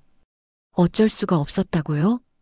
민혁이 미숙의 앞에 그대로 무릎을 꿇었습니다. 그의 눈에서 뜨거운 눈물이 뚝뚝 떨어지기 시작했습니다. 어머니, 제발 아니라고 한 번만 말해주세요. 내가 잘못 들은 거라고, 그런 끔찍한 일은 없었다고 제발 말해주세요. 미숙은 아들의 애원에도 차마 시선을 마주치지 못하고 고개를 돌렸습니다. 나도 그때는 먹고 살려면 어쩔 도리가 없었단 말이다. 그 한마디에 민혁의 마지막 희망과 존경심이 산산조각 나버렸습니다. 어머니, 민혁이 바닥에 주저앉아 어린아이처럼 오열하기 시작했습니다. 사람이 죽었어요. 어머니 때문에 사람이 죽었다고요. 서아 아버지가 그 충격으로 돌아가셨다고요. 그 말에 미숙이 기겁하며 되물었습니다. 뭐, 죽어? 그건 내가 모르는 일이야. 나하고는 상관없어. 모르는 일이요? 상관이 없다고요? 민혁이 눈물로 범벅이 된 얼굴을 들고 절규하듯 소리쳤습니다. 어머니가 저지른 그 배신 때문에 한 가정이 풍비박산이 났어요. 그 어린 서아는 아버지를 잃고 서아 어머니는 길바닥에 나앉았다고요. 그러자 미숙이 오히려 적반하장으로 목소리를 높였습니다. 시끄러워. 그건 그 남자가 제 몸 하나 간수 못할 정도로 약해 빠져서 그런 거지. 그게 왜 내 잘못이야? 민혁은 믿을 수 없다는 표정으로 자신의 귀를 의심하며 어머니를 바라보았습니다. 지금 뭐라고 하셨어요, 어머니? 나도 살기 위해서 한 짓이라고. 그때 내가 그렇게라도 하지 않았으면 너랑 나랑 길바닥에서 굶어 죽었을지도 몰라. 미숙의 입에서는 한치의 반성도 없는 뻔뻔한 변명만 쏟아져 나왔습니다. 그 모습에 이성을 잃은 민혁이 옆에 있던 벽을 주먹으로 세게 내리쳤습니다. 어떻게 사람이 그럴 수가 있어요? 세상에 둘도 없는 친구를 그렇게 배신하고 그 인생을 전부 망가뜨려 놓고. 친구? 흥? 세상에 친구가 어디 있어. 다 밟고 올라서지 않으면 내가 밟히는 세상이야. 세상은 원래 양육강식이라고. 미숙이 자리에서 벌떡 일어나 아들을 향해 소리쳤습니다. 민혁은 그런 어머니를 경멸이 가득한 눈으로 바라보며 천천히 고개를 저었습니다. 제가 어머니를 한참 잘못 알고 살았네요. 민혁아, 너는 몰라. 그때 내가 얼마나 비참하고 힘들었는지 너는 상상도 못해. 됐어요. 더는 듣고 싶지 않아요. 민혁이 어머니의 말을 차갑게 끊고 현관 쪽으로 발걸음을 옮겼습니다. 너 어디가? 이 밤중에 어딜 가려는 거야? 어머니랑 같은 공간에 단 1초도 더 있을 수가 없어요. 민혁이 신발을 신으며 말했습니다. 강민혁, 당장 이리 와서 어머니 말 좀 들어봐. 미숙이 달려와 민혁의 팔을 붙잡으려 했지만 민혁은 마치 더러운 것을 만진 것처럼 그 손을 거칠게 뿌리쳤습니다. 이 손 놓으세요. 이제 어머니 얼굴도 목소리도 지긋지긋해요. 민혁이 현관문을 열며 마지막으로 피눈물이 흐르는 듯한 얼굴로 돌아보았습니다. 어머니가 저지른 일이 얼마나 끔찍하고 잔인한 일인지 아세요? 서아 어머니가 지난 30년간 어떤 지옥 속에서 살았을지 단 한 번이라도 생각해 본 적 있으세요? 쾅! 민혁은 그 말을 끝으로 세차게 문을 닫고 나가버렸습니다. 거대한 저택 거실에 홀로 남겨진 미숙은 한동안 멍하니 서 있다가 바닥에 떨어진 낡은 사진을 집어들었습니다.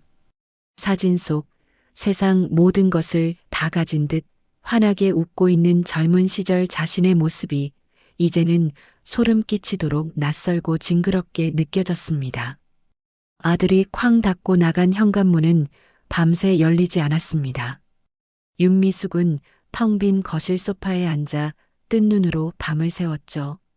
아들의 마지막 절규가 환청처럼 귓가를 맴돌았지만 그녀는 애써 그 목소리를 외면했습니다. 날이 밝자 미숙은 아무 일도 없었다는 듯 기계적으로 일어나 화장을 하고 가장 값비싼 옷으로 갈아입었습니다. 자신이 평생을 바쳐 이룩한 윤가라는 성이 무너지는 것을 인정하고 싶지 않았기 때문입니다. 하지만 그녀가 회사에 도착했을 때 윤가 본사 회의실에는 이미 싸늘하고 무거운 긴장감이 감돌고 있었습니다.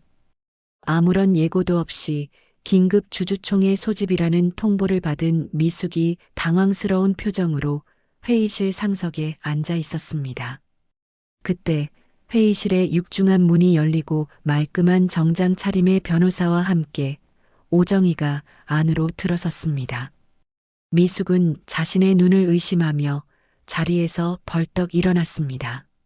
당신이 여길 왜 들어와? 미숙이 경비원을 부르려 소리치려는 순간 오정희와 함께 온 변호사가 두툼한 서류 뭉치를 테이블 위에 탁 소리가 나게 내려놓았습니다. 윤미숙 대표님, 정식 절차에 따라 말씀드립니다. 외식업체 윤가에서 발행한 회사채의 최대 채권자이신 오정희 회장님께서 적법한 절차에 따라 긴급 주주총회를 소집하셨습니다.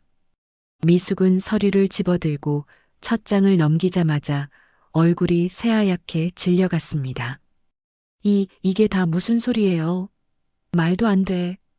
오정희가 30년 전과 똑같은 그 속을 알 수 없는 차분한 목소리로 말했습니다. 지난 5년간 여러 사람의 이름을 빌려 당신 회사에서 발행한 회사채를 꾸준히 사들였습니다. 현재 제가 보유한 지분이 정확히 51%입니다. 이 회사의 주인은 이제 나라는 뜻이죠. 미숙이 믿을 수 없다는 듯 떨리는 손으로 서류를 한 장 한 장 넘겼습니다. 서류 뭉치 안에는 오정희의 이름으로 된 채권 증서들이 가득했습니다. 그녀가 평생을 바쳐 쌓아 올린 모든 것이 사실은 오정희의 소나기 안에서 놀아나고 있었던 것입니다. 이럴 수가. 변호사가 얼음장처럼 차가운 목소리로 최후 통첩을 날렸습니다. 최대 채권자 및 주주로서 현 대표이신 윤미숙 씨의 경영권 박탈을 공식적으로 요구하는 바입니다. 바로 그때 미숙의 핸드폰이 미친 듯이 울리기 시작했습니다. 발신자는 윤가 홍보팀장이었습니다. 대표님, 지금 큰일 났습니다. 정말 큰일 났어요. 또 무슨 일이야? 지금 회의 중이니까 나중에. 지금 포털 사이트 메인에 우리 회사 기사가 대문짝만하게 떴는데 윤가 신화의 거짓된 레시피라는 제목으로. 미숙이 급하게 핸드폰으로 인터넷에 접속했습니다. 그리고 화면을 보는 순간 그녀의 세상이 무너져 내렸습니다. 포털 사이트 메인 화면 전체를 뒤덮은 거대한 기사 제목이 그녀의 눈을 찔렀습니다. 윤가 신화의 거짓된 레시피, 30년 전 도둑맞은 비법의 진실을 고발한다. 기사를 클릭하자 30년 전 정인의 밥상에서 시작된 모든 이야기가 아주 상세하게 기록되어 있었습니다. 자신이 어떻게 정의의 믿음을 얻고 어떻게 비법서와 가게를 훔쳐 야반도주했는지, 그리고 그 충격으로 정의의 남편이 어떻게 죽음을 맞이했는지까지 모든 것이 낱낱이 폭로되어 있었습니다. 기사 중간에는 20년간 거래했던 대한식자재 이사의 인터뷰까지 실려 있었습니다. 최근 엘리시온 호텔의 VVIP 만찬에 초대받아 30년 전 레시피를 그대로 재현했다는 궁중 요리를 맛보았습니다. 윤가의 음식과는 비교조차 할 수 없는 깊고 품격 있는 맛이었습니다. 그 순간 깨달았습니다. 우리가 그동안 먹어왔던 것은 가짜였고 진짜는 따로 있었다는 것을. 툭! 미숙의 손에서 핸드폰이 힘없이 떨어지며 바닥에 부딪혔습니다. 그녀는 그대로 바닥에 주저앉고 말았습니다. 이게 다 뭐야? 오정희가 싸늘한 눈으로 바닥에 주저앉은 미숙을 내려다보며 말했습니다. 30년 전 네가 내게서 훔쳐간 그 비법서의 진짜 주인이 누구인지 이제 온 세상 사람들이 다 알게 될 거야. 미숙의 핸드폰은 꺼질 줄 모르고 계속해서 울려댔습니다. 전국 각지의 기자들, 분노한 가맹점주들, 계약 파기를 통보하는 거래처 담당자들로부터 쏟아지는 전화였습니다. 대표님, 지금 당장 해명 기자회견을 열어야 합니다. 대표님, 윤가 주가가 지금 폭락하고 있습니다. 전국 가맹점주들이 단체로 계약 해지를 요구하고 있습니다. 당장 대책을 내놓으십시오. 미숙이 쏟아지는 전화를 모두 거부하며 기어들어가는 목소리로 오정희에게 애원했습니다. 제발 이렇게까지 할 필요는 없잖아. 우리 친구였잖아. 오정희가 경멸이 가득한 목소리로 냉정하게 대답했습니다. 네가 30년 전에 내 남편과 내 인생에 저지른 짓을 생각하면 이 정도는 아무것도 아니지. 변호사가 손목시계를 한번 보더니 정중하게 말했습니다.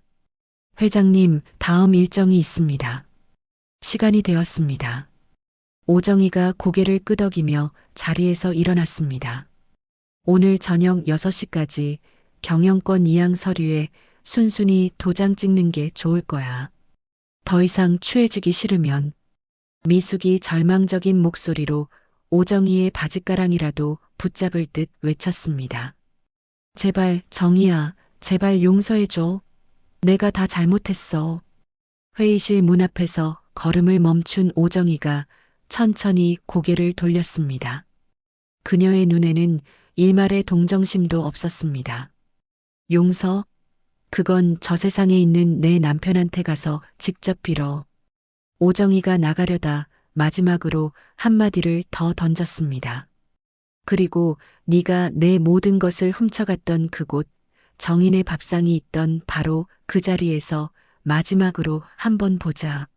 내 마지막은 거기서 끝내야지. 쾅! 문이 닫히고 거대한 회의실에 미숙은 혼자 남았습니다. 핸드폰은 여전히 비명처럼 울리고 있었지만 그녀는 더 이상 전화를 받을 힘조차 남아있지 않았습니다. 30년간 모래 위에 쌓아 올렸던 거짓의 성이 단 하루 만에 폭풍처럼 무너져 내리고 있었습니다. 오정희가 말한 약속 장소는 윤미숙의 기억 속에 있던 허름하고 냄새나던 골목이 아니었습니다. 30년간 그녀의 성공 신화 뒤편에 악몽처럼 존재했던 그 자리에는 이제 눈부신 유리창으로 둘러싸인 5층짜리 현대식 건물이 우뚝 서 있었습니다. 건물 입구에는 희망 나눔 자선재단이라는 단정한 글씨의 간판이 걸려 있었죠. 미숙이 넋이 나간 사람처럼 건물 앞에 도착했습니다. 며칠 동안 잠은커녕 물 한 모금 제대로 넘기지 못한 듯 그녀의 얼굴은 잿빛이었고 눈가는 시커멓게 꺼져 있었습니다. 한때 온몸을 휘감았던 값비싼 명품 옷들은 구겨지고 흐트러져 초라한 그녀의 모습을 더욱 비참하게 만들었습니다. 자동문이 스르르 열리고 안으로 들어서자 1층 로비 중앙에서 오정희가 그녀를 기다리고 있었습니다. 그녀는 30년 전과 달리 조금의 흐트러짐도 없는 깔끔한 정장 차림에 모든 것을 초월한 듯 차분한 표정이었습니다. 왔니? 미숙이 죄인처럼 고개를 푹 숙인 채 로비 안으로 들어섰습니다. 여기가 정말 그 자리가 맞아? 오정희가 희미하게 고개를 끄덕였습니다. 맞아. 30년 전 가난했지만 너랑 내가 함께 더 나은 내일을 꿈꾸던 바로 그 자리. 오정희가 미숙을 로비 중앙의 테이블로 이끌었습니다. 그리고는 가방에서 똑같이 생긴 2개의 하얀 서류 봉투를 꺼내 테이블 위에 나란히 놓았습니다. 이제 네가 선택할 시간이야. 미숙이 멍한 눈으로 2개의 봉투를 번갈아 바라보았습니다. 이게 뭐야? 오정희가 왼쪽에 놓인 첫 번째 봉투를 손가락으로 가리켰습니다. 그건 너의 전 재산을 사회에 환원하고 남은 평생을 무료 급식소에서 봉사하겠다는 합의서야. 그리고는 오른쪽에 놓인 2번째 봉투를 가리켰습니다. 그녀의 목소리는 얼음장처럼 차가웠습니다. 그리고 이건 너를 사기, 횡령, 업무상 배임 혐의로 고소하는 고소장이야. 미숙이 그제야 정신이 든 듯 당황하며 소리쳤습니다. 이게 지금 무슨 30년 전에 저지른 죄에 대한 대가를 치르는 거지. 스스로 속죄할 기회를 주거나 법의 심판을 받게 하거나. 미숙이 마지막 남은 힘을 다해 발악하듯 외쳤습니다. 나도 그때는 살기 위해서 그랬어. 찢어지게 가난한 부모 밑에서 태어나서 평생 돈 때문에 서러웠던 내가 얼마나 절박했는지 너는 몰라. 절박하다고 해서 유일하게 믿어준 친구의 등에 칼을 꽂아도 되는 거야? 친구라고 해서 내가 평생 그 그늘 밑에서 가난하게 살아야 해? 성공하면 다시 돌려주려고 했어. 미숙이 자신의 추악한 과거를 필사적으로 합리화하려는 순간이었습니다. 로비 입구의 자동문이 다시 한번 스르르 열리며 민혁과 서아가 안으로 들어왔습니다. 미숙은 아들의 모습을 보고 숨이 멎는 듯 놀랐습니다. 민혁아, 네가 여긴 어떻게? 민혁은 어머니를 향해 얼음처럼 차가운 시선을 던지며 천천히 다가왔습니다. 그의 손에는 누렇게 바래고 가장자리가 달아빠진 낡은 서류 한 장이 들려 있었습니다. 이것부터 보세요, 어머니. 민혁이 그 서류를 어머니 앞 테이블 위로 내려놓았습니다. 미숙이 떨리는 손으로 서류를 집어드는 순간 그녀의 얼굴이 새하얗게 질려버렸습니다. 그것은 30년 전 오정희의 남편 앞으로 발급된 사망진단서였습니다. 사망 원인이 적힌 칸에는 급성 시민성 쇼크라는 글자가 선명하게 박혀 있었습니다. 민혁이 입술을 깨물며 떨리는 목소리로 말했습니다. 어머니의 끝없는 탐욕이 훔친 건 단순히 돈과 비법서만이 아니었어요. 미숙이 사망진단서를 든 채 부들부들 떨었습니다. 입술이 파랗게 변하기 시작했습니다. 그건 한 사람의 목숨이었고 한 가정의 전부였던 행복이었어요.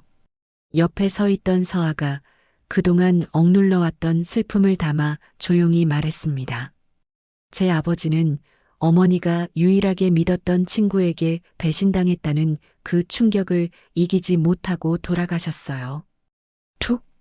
미숙의 손에서 사망진단서가 바닥으로 떨어졌습니다. 그녀는 다리에 힘이 풀린 듯 그 자리에 주저앉고 말았습니다. 나는 정말 몰랐어. 사람이 죽었을 거라고는. 민혁이 눈물을 애써 참으며 냉정하게 말했습니다. 몰랐다고 해서 어머니가 저지른 죄가 사라지는 건 아니에요. 오정희가 바닥에 주저앉은 미숙의 눈앞으로 다시 2개의 봉투를 밀었습니다. 이제 정말 마지막이야. 스스로 자신의 죄를 짊어지고 평생 속죄하며 살 것인가, 아니면 차가운 감옥 안에서 법의 심판을 받을 것인가. 선택해. 미숙이 고개를 들어 오정희를 바라보았습니다. 그녀의 눈에는 오직 냉정한 분노와 슬픔만이 가득했습니다. 미숙이 비틀거리며 일어나 떨리는 손으로 첫 번째 봉투를 집어들었습니다. 전 재산사회 환원 및 평생 무료 급식소 봉사 합의서. 여기에 서명하면. 미숙이 펜을 들고 한참을 망설였습니다. 그때 민혁이 마지막으로 입을 열었습니다. 어머니, 제발 이번만큼은 제대로 된 선택을 하세요. 아들의 그 한마디에 미숙의 눈에서 결국 뜨거운 눈물이 쏟아져 내렸습니다. 30년간 악착같이 쌓아 올린 모든 것을 포기해야 한다는 것이 죽기보다 두려웠지만 더 이상 도망칠 곳도 숨을 곳도 없다는 것을 깨달았습니다. 미숙이 떨리는 손으로 자신의 이름 석자를 합의서 위에 적어 내려갔습니다. 오정희가 서명이 끝난 합의서를 말없이 받아들었습니다. 이제부터가 당신의 진짜 속죄가 시작되는 거예요. 미숙은 고개를 들지 못한 채 바닥으로 뚝뚝 떨어지는 자신의 눈물만 하염없이 바라보고 있었습니다. 그녀가 자신의 모든 것을 내려놓고 속죄의 길을 걷기 시작한 지 1년이라는 시간이 흘렀습니다. 계절이 4번 바뀌는 동안 세상은 많이 변해 있었죠. 작은 교회의 예식장 안은 화려한 장식 하나 없었지만 창문으로 쏟아지는 따스한 햇살과 하객들의 축복으로 가득했습니다. 소박하지만 그 어떤 결혼식보다 행복한 기운이 넘치는 공간에서 민혁과 서아의 결혼식이 조용히 진행되고 있었습니다. 식장 가장 뒤편 눈에 띄지 않는 구석진 자리에 윤미숙이 홀로 앉아 있었습니다. 1년 전 머리부터 발끝까지 최고급 명품으로 휘감았던 그녀의 모습은 온데간데 없었습니다. 빛바랜 검은색 정장 차림에 화장기 없는 얼굴은 낯설기까지 했습니다. 특히 그녀의 2 손은 지난 1년간 매일같이 무료 급식소에서 수백 명의 설거지와 청소를 도맡아 한 탓에 마디마디가 굵어지고 거칠어져 있었습니다. 단상 위에서 목사의 주례사가 끝나고 드디어 마지막 순서가 되었습니다. 이제 신랑 강민혁 군은 신부 오서와 양에게 사랑의 입맞춤을 하셔도 좋습니다. 민혁과 서아가 서로를 마주보며 세상 가장 행복한 미소를 지었습니다. 2 사람의 입술이 포개지는 순간 식장 안에서는 하객들의 뜨거운 박수갈채가 터져 나왔죠. 미숙은 주머니에서 꼬깃꼬깃한 손수건을 꺼내 조용히 눈물을 훔쳤습니다. 하나뿐인 아들이 장가가는 기쁨과 자신의 죄 때문에 그 앞에서 당당히 축하해주지 못하는 슬픔이 뒤섞인 참으로 복잡한 눈물이었습니다. 축하합니다. 행복하게 잘 살아요. 식이 끝나고 하객들이 단상 앞으로 몰려가 신랑 신부에게 축하 인사를 건넸습니다. 미숙은 그 모습을 멀리서 지켜보기만 할 뿐 차마 앞으로 나설 용기가 나지 않았습니다. 아들의 결혼식에 초대받은 것만으로도 감지덕지할 뿐 자신이 저들 사이에 낄 자격은 없다고 생각했습니다. 하객들이 하나둘씩 식장을 빠져나가기 시작하자 미숙은 조용히 자리에서 일어나 아무도 모르게 빠져나가려 했습니다. 그녀가 막 뒤쪽 출입문으로 향하려는 순간이었습니다. 잠깐만요. 뒤에서 들려오는 맑은 목소리에 미숙의 발걸음이 우뚝 멈췄습니다. 새하얀 웨딩드레스를 입은 서아가 그녀에게 천천히 다가오고 있었습니다. 미숙이 당황하며 저도 모르게 고개를 푹 숙였습니다.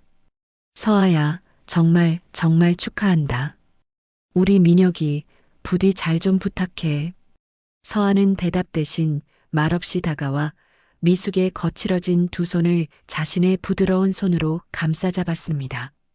예상치 못한 행동에 미숙이 깜짝 놀라 서아를 바라보았습니다.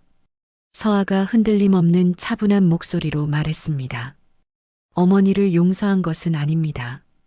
그 한마디에 미숙의 얼굴이 딱딱하게 굳었습니다. 다만 제가 사랑하는 민혁 씨의 어머니이기에 어머니의 존재를 외면하지 않기로 마음먹었을 뿐입니다. 미숙의 목소리가 염소처럼 떨려 나왔습니다. 서아야, 제 아버지가 어떤 심정으로 돌아가셨을지 저는 평생 잊지 못할 겁니다. 제 가슴 속에는 평생 아물지 않을 상처로 남게 되겠죠. 서아가 미숙의 손을 더욱 꽉 잡았습니다. 그 손길에는 원망과 연민이 뒤섞여 있었습니다. 하지만 민혁 씨에게는 세상에 단 하나뿐인 어머니가 필요해요. 그래서 이렇게라도 어머니의 자리를 인정해 드리려는 겁니다. 미숙의 눈에서 참았던 눈물이 다시 툭 터진 듯 흘러내렸습니다. 미안하다. 내가 정말 미안해. 그 미안하다는 말로는 제 아버지가 돌아오시지 않아요. 그러니 평생 그 죄책감을 가슴에 품고 진심으로 속죄하며 사세요. 서아가 잡았던 손을 놓으며 마지막 말을 건넸습니다. 한 사람의 인생을 망가뜨린 당신을 용서할 수는 없지만 민혁 씨의 어머니로서는 인정하겠습니다. 그때 민혁이 두 사람에게 다가왔습니다. 엄마 서아. 미숙이 눈물 젖은 얼굴로 아들을 보며 말했습니다. 민혁아, 서아 말 잘 듣고 꼭 행복하게 해줘야 한다. 알고 있어요, 엄마. 민혁이 어머니의 어깨를 가만히 두드려 주었습니다. 엄마도 이제 그만 우시고 몸 잘 챙기세요. 미숙이 고개를 끄덕였습니다. 그래, 너희들 행복하게 잘 살아. 그게 내가 바라는 전부다. 서아가 신혼여행 가방을 챙겨 들며 말했습니다. 그럼 저희는 이제 가보겠습니다. 잘 지내세요. 미숙은 멀어져 가는 두 사람의 뒷모습을 하염없이 바라보았습니다. 자신이 저지른 씻을 수 없는 죄 때문에 완전한 용서는 끝내 받을 수 없었지만 아들을 위해 최소한의 이해는 얻을 수 있었습니다. 텅 빈 예식장에 홀로 남은 미숙이 나지막이 중얼거렸습니다. 미안해, 정희야, 정말 미안해. 그녀는 평생 이 무거운 십자가를 지고 살아가야 했습니다. 하지만 이제 두 번 다시는 도망치지 않기로 그렇게 다짐했습니다. 아들과 며느리의 행복을 멀리서 빌어주었던 그 결혼식에서 1년이 더 지난 어느 봄날이었습니다. 쌩쌩 부는 찬바람이 아직 가시지 않은 도심 외곽 허름하고 낡은 무료 급식소의 주방은 이른 아침부터 분주했죠. 윤미숙이 산더미처럼 쌓인 스테인리스 그릇들을 하나씩 정성스럽게 닦고 있었습니다. 아직 온수가 나오지 않는 차가운 물에 손이 금세 새빨갛게 얼어붙었지만 그녀는 묵묵히 자신의 일을 멈추지 않았습니다. 아이고, 오늘 끓인 시래기국은 간이 아주 딱 좋네. 딱 좋아. 점심 배식이 끝나고 70대로 보이는 백발의 할머니 한 분이 빈 그릇을 가져다 주며 칭찬을 건넸습니다. 미숙이 고개를 들어 할머니를 바라보며 조심스럽게 물었습니다. 정말요, 할머니? 입에 맞으셨어요? 그럼 맞고 말고. 손맛이 하루가 다르게 늘어. 처음 여기 왔을 때는 짜서 물을 몇 컵이나 마셨는데 말이야. 할머니가 주름진 손으로 미숙의 등을 툭툭 다정하게 두드려 주었습니다. 그 따뜻한 손길에 미숙의 얼굴에 아주 오랜만에 희미한 미소가 떠올랐습니다. 감사해요, 할머니. 맛있게 드셔주셔서. 뭘 감사하기는. 이렇게 매일 따뜻한 밥 차려줘서 우리가 더 고맙지. 바로 그때 급식소 입구에서 낯익은 목소리가 들렸습니다. 안녕하세요. 식사하러 왔습니다. 미숙이 소리가 나는 쪽으로 뒤돌아보는 순간 그녀의 눈이 동그래졌습니다. 그곳에는 아들 민혁과 며느리 서아가 편안한 운동복 차림으로 환하게 웃으며 서 있었습니다.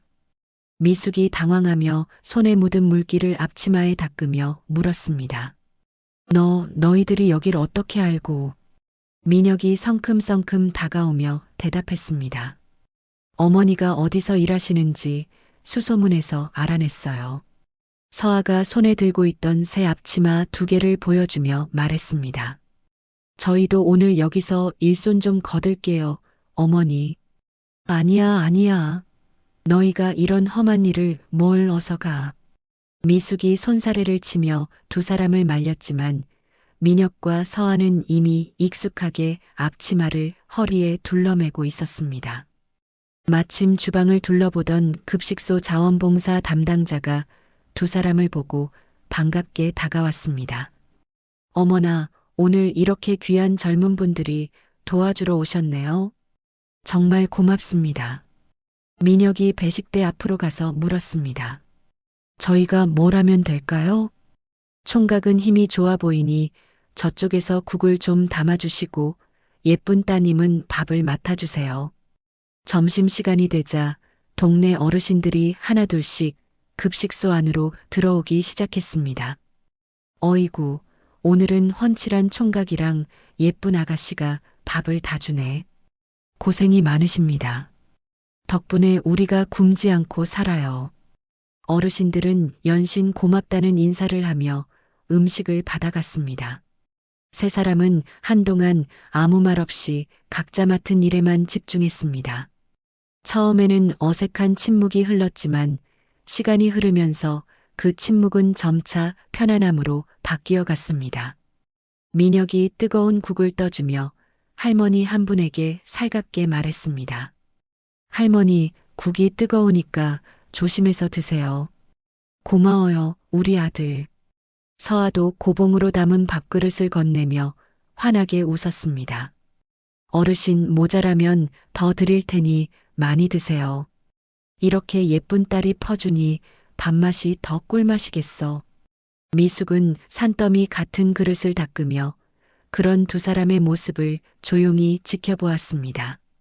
마음 한구석에서 오랫동안 잊고 지냈던 따뜻한 온기가 피어오르는 것 같았습니다.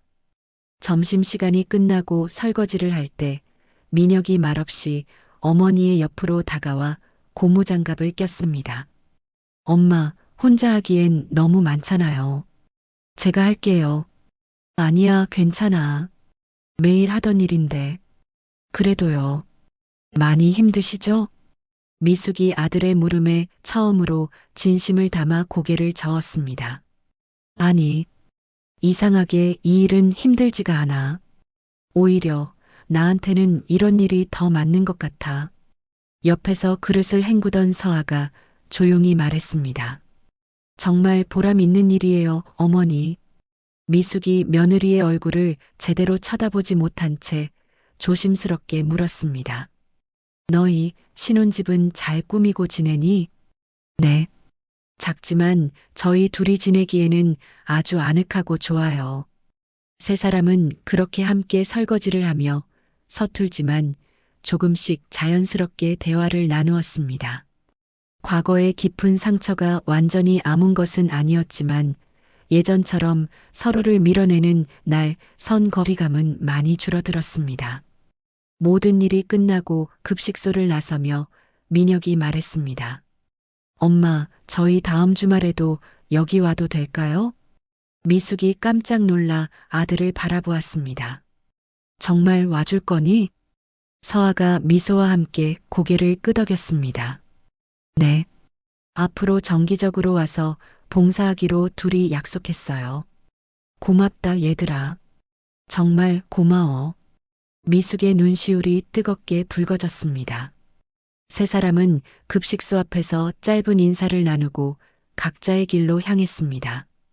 길고 혹독했던 겨울이 지나고 마침내 따스한 봄바람이 불기 시작했습니다. 앙상했던 거리의 나무들에도 어느새 파릇파릇한 새싹이 돋아나고 있었습니다. 미숙은 더 이상 헛된 성공을 꿈꾸지 않았습니다. 대신 매일 누군가에게 작은 도움이 되는 삶 속에서 진정한 속죄의 의미를 찾아가고 있었습니다. 민혁과 서아는 아픈 과거를 함께 보듬으며 서로를 더욱 깊이 이해하고 사랑을 키워가고 있었습니다. 세 사람 모두에게 각자의 방식으로 새로운 봄이 찾아오고 있었습니다. 오늘 이야기 어떠셨나요? 혹시 끝까지 함께 해주신 분이 계시다면 잘 들었다고 댓글 하나만 남겨주세요. 여러분에게도 따뜻하고 빛나는 날들이 찾아올 거예요. 구독과 좋아요는 다음 이야기를 이어가는 큰 힘이 됩니다. 지금까지 오늘도 사연이었습니다. 더 깊고 따뜻한 이야기로 다시 찾아뵐게요. 편안한 하루 보내세요. 감사합니다.